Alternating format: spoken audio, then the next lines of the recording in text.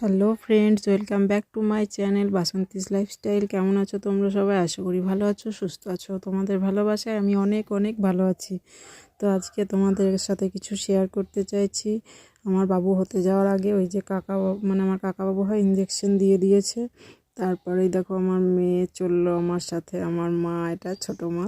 তো সত্যি করেই ও আমার লাইফে অনেক কিছু, সত্যি অনেক কিছু। তুমি কোথায় যাচ্ছ? আর এই যে আমি বসেছিলাম, তো আমাকে জিজ্ঞাসা করছিল, মা তুমি কোথায় যাচ্ছ? আমি বলছিলাম মজা করে আমি বেড়াতে কোথায় যাবে তুমি যাচ্ছি। বেড়াতে? আমার তো যা টেনশন হচ্ছিল পুরো কিছু বলতে পারছিলাম না। তো যাই হোক, টেনশনের মধ্যেও আনন্দ করছিলাম। নার্সিংহোমে যাওয়ার সময় দাঁড়িয়েছিলাম, একটু কাজ ছিল। তারপরেই দেখো স্লাইন জুড়ে দিয়েছে।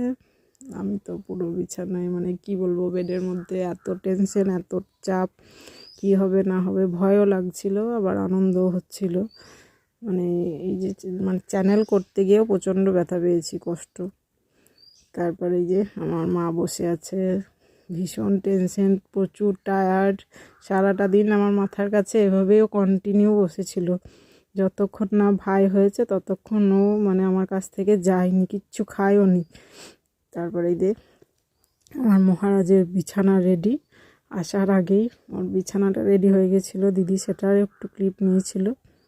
তো ফাইনালি চলে এসেছে আমার বাবু, ছোট বাবু, আমার পুত্র সূর্যাভ চ্যাটার্জি।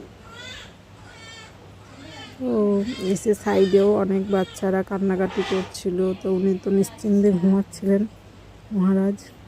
তো তখন ওর পিসির ছেলে, দিদি ও পিসি সবাই গিয়েছিল।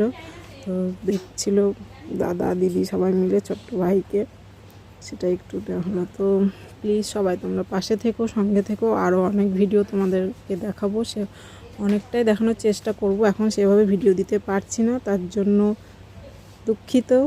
ওকে, টাটা, বাই।